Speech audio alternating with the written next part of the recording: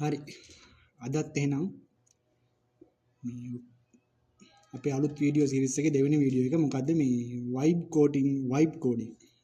AI එක අපිට අපේ වැඩ පහසු කරගන්න ආපු අලුත්ම ක්‍රමවේදය vibe coding කියන්නේ මේ vibe coding use කරලා teaching content, learning content වගේ දේවල් හදන්නේ කොහොමද කියන වීඩියෝ සීරීස් එකේ දෙවෙනි වීඩියෝ එක. අද මම අද හිතුවේ මේ learning content හදන එක ගැන කියන්න නැතුව මේ web page එකක මූලික සැකසුම කොහොමද තියෙන්නේ ඒක අපි තේරුම් අරගෙන ඉන්න ඕනේ.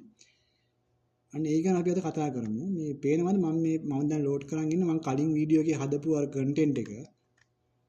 ඒක මොකද්ද වෙන්නේ?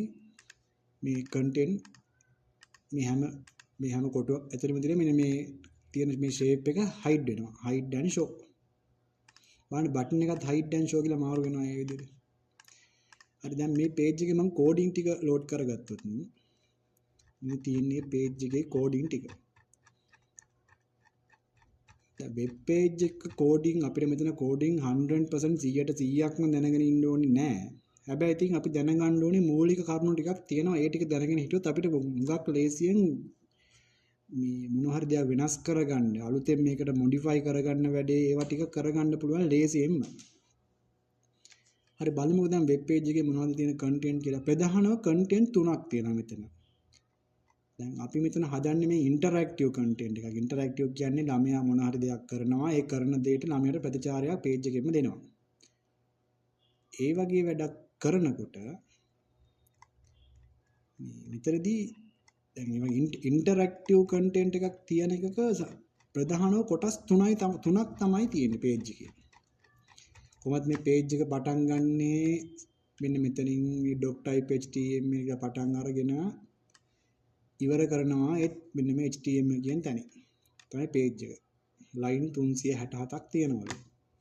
හරි මේකේ ප්‍රධාන කොටස් තුන තමයි මුලින්ම මෙන්න මෙතන මේ පළවෙනි line අත් කීප ඉවර කරලා මෙන්න මේ head කියන එකට පොඩ්ඩක් පල්ලෙහෙන් එකක් තියෙනවා style කියලා. style මෙතනින් පටන් ගන්නවා ඉවර වෙනවා වුන් පහළට ආවම මෙතනින් මේ ස්ටයිල් කියන්නේ මූලිකව අපේ වෙබ් පේජ් එකේ තියෙන හැඩ වැඩ කිරීම. දැන් උදාහරණ බලන්න මෙතන බෑග්ග්‍රවුන්ඩ් එක තියෙනවා linear gradient කියලා තියලා මොකද්ද මේ නිල් පාටකුව රතු පාටකුව කොහොමද මේ තියෙන gradient එක. දැන් අපි බලන්න අපේ පේජ් එකේ මේ බෑග්ග්‍රවුන්ඩ් එක බලන්න බොඩි එකේ බෑග්ග්‍රවුන්ඩ් එක තියෙන මේක පැත්තක් කහ පාටක් මැදින් රතුයි මේ පැත්තෙන් දම් පාටයි ඔහොම ආවා. ඉතින් ඕන්න මේක මාරු කරලා බලමු අපි මේක දාමු අපි කොළ පාටක් වගේ. දාලා අනිවාර්යයෙන් මේක සේව් කරන්න ඕනේ. control එක S එක සේව් කරලා දැන් page එක refresh කරන්න. page එක ආයෙ open කරනකොට අහම refresh කරන්න. මෙන්න දැක්කද මෙතන මේ පාට මාරුණා gradient එක පාටක් මාරුණා. ඉතින් ඔය තියෙන්නේ අර පේනද අපි අර ස්ටයිලින් වල අපි page එකේ තියෙන අර මේ හැඩ වැඩ කරන වැඩ ඒ කතන්දර තමයි මේ තියෙන්නේ. background color කියන්නේ background. ඕන මෙතන background image කියලා දාලා background image එකක් දාන්න පුළුවන්. එතකොට මේ පේන මෙතන මේ h1 කියලා තියෙනවා. මේ container එකක් මේ body කියන්නේ සම්පූර්ණ web page එකේ body content එක. මෙන්න මේ තරුවෙන් කියන්නේ සම්පූර්ණ පිටුවම කියන එක. පිටුවේ තියෙන හැම දෙයකටම margin එක බිඳුවයි ඔහොම කතන්දරයක් කියනවා. මෙතන මේ dot එකත් එක්ක තියෙන container කියලා. මොකක්ද කියලා පහළට බැලුවොත් මෙන්න මේක container කියන්නේ. container මේ තියෙන්නේ මෙන්න මේ div කියන්නේ division එකක් කියන එක. මෙන්න මේ div එක කියන එක. ඒ කියන්නේ මෙයා මෙතනින් පටන්ගෙන එයා ඉවර වෙනවා මෙතනින්. ඒකට මෙන්න මේ content එකට අදාළ මෙන්න මේ කෑල්ලට. කොතනද? ගියා පාට ගියා. මෙන්න මේ කොටස. ඒ කොටස තියෙන හැම දෙයකටම අදාළ ස්ටයිල් ටික මෙතන තියෙනවා. මේ container කියන එකේ dot container කියන එකේ. background color එක සුදු පාට. හරිනේ. ඔය කියන්නේ මෙන්න මේක. මෙන්න මේ ඒරියා එක. ඉතින් ඕනනම් උකට වෙන පාටක් දාන්න පුළුවන්. දැන් මම දාන්න වෙන පාටක්. සුදු පාටක් නැතුව නිකන් අපි දාමු සාමාන්‍ය කහ පාටක් දාමු. දැන් මොන කහ පාට උනා. අන්න ඒ වගේ. මෙතන මේ h1 කියන්නේ h1 tag එක. කියන්නේ අපි අර heading කියන ඒවා. දැන් මෙතන දිලා තියෙන නිල් පාට. ඕනනම් මට මෙතන මේ heading එකේ අකුරු වලට වෙන පාටක් මේ කලර් එකෙන් දෙන්න පුළුවන්. ඉතින් ඒක වෙච්චර විස්තර වශයෙන් ඕනේ නැහැ. ඔය තියෙන්නේ අපේ page හරි දැන් මෙතන මේ තියෙන හැමදේම මේ පල්ලෙහා අපේ page එකේ තියෙන එක content වල තියෙන මේ ඒ වගේ color එක background color එක height එක weight එක අන්න ඒ වගේ දේවල් තමයි මෙතන මේ ඔක්කොම තියෙන්නේ. ඊට අමතරව මේකේ තව තියෙන්න පුළුවන් සමහර animations තියෙන්න පුළුවන්. උදාහරණයකට මේ තියෙන්නේ keyframe pulse කියලා තියෙනවා. මේ pulse කියන්නේ animation එකේ නම. බලන්න කොතන හරි මේ pulse කියන animation එක මොනවා හරි එකකට එකතු වෙලා තියෙනවා මේ තියෙන්නේ. animation pulse මොනවා හරි එකකට එක දාලා තියෙනවා. ඉතින් ඒව ඕනේ නැහැ. මේ pulse 1.5 කියන animation එක කොච්චර වෙලාවක් යනවද? ඒක ආපහු infinite කියන්නේ ඒක නතර වෙන්නේ නැතුව ආපහු යනවා කියන එක. මේ for loop එකක් වගේ තියෙනවා. for loop එක නෙමෙයි infinite loop එකක්. ඉතින් ඔය තියෙන styling ටික styling මෙතනින් ඉවර වෙනවා. ඊට පස්සේ මෙන්න මේ body කියන කොටසේ තියෙනවා. body කියන කොටසේ. ඒකෙ මෙන්න මේ div කියන තැන් වලින් මෙන්න මේ වගේ. මේ script කියන කැලලට උඩ කැලල. body කියන එකෙන් පටන්ගෙන script කියන කැලලට උඩින් තියෙන කොටස. මේ තියෙන සම්පූර්ණයෙන්ම අපේ page එකේ තියෙන HTML elements. දැන් උදාහරණයක් මේ H1 interactive shape learning. ඒක මොකක්ද බැලුවොත් ඒක page එකේ මේ තියෙන්නේ මෙන්න මේ මාතෘකාව. ඊට පස්සේ ඔහොම මේ learning progress එක 100%යි. ඔය කියන්නේ මෙන්න මේක. මෙතනදී 100%ක් වෙලා තියෙනවා ඒක. ඉතින් ඔය තියෙන්නේ අපේ HTML elements ටික. ඉතින් ඕනනම් මට මේවා වෙනස් කරන්න පුළුවන්. මේ නිල් පාට, මේ ලා නිල් පාට, මේ තැඹිලි පාට වගේ තියෙන ඒවා තියෙන ඇත්තට මේ තියෙන අපේ codes. කියන්නේ HTML language එක අදාළ codes. ඒවා මොකොත් වෙනස් කරන්න එපා.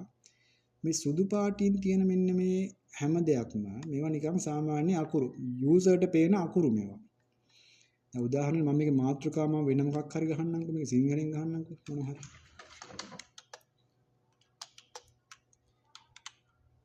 මොකද්ද ගහන්නේ අන්තර් ක්‍රියා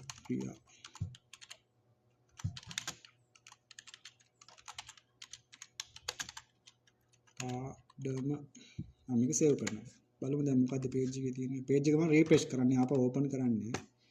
අන්න හරි අකුරු පොඩ්ඩක් එහෙට මෙහෙට ගිහින් ඉඳලා දැන් මොකද්ද උනේ මම මේ අකුර මාරු කරාම යූසර්ට පේනවා මේ අකුර.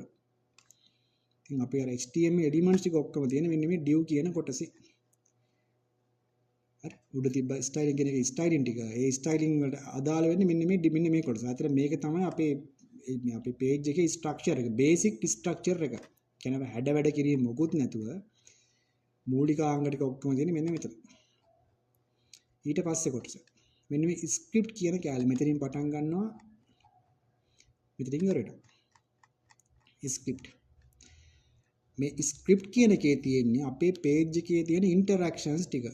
ඒ කියන්නේ මම මේක ක්ලික් කර මේ එලිමන්ට් එකක් තියෙනවා. ඒක ක්ලික් කරාම මොකද්ද වෙන්න ඕනේ? මම ඒක ක්ලික් කරන්නේ නැත්නම් මොකද්ද වෙන්නේ? අන්න ඒ වගේ මොනවා හරි අර අපේ interactions වලට අදාළ කරන දේවල් ටික සහ සමහර ගණනය කිරීම වගේ දේවල්. සමහර logics මේක දෙපාරක් ක්ලික් කරාම මෙහෙම වෙන්න ඕනේ. මේකට උත්තරේ මේක අන්න ඒ වගේ logics වගේ දේවල් ඔක්කොම තියෙන්නේ මෙන්න මේ කොටස ඇතුලේ. මේ script කියනකට තව කියනවා JavaScript කියලාත් කියන වෙනම language එකක් විදිහට පාවිච්චිත් වෙනවා.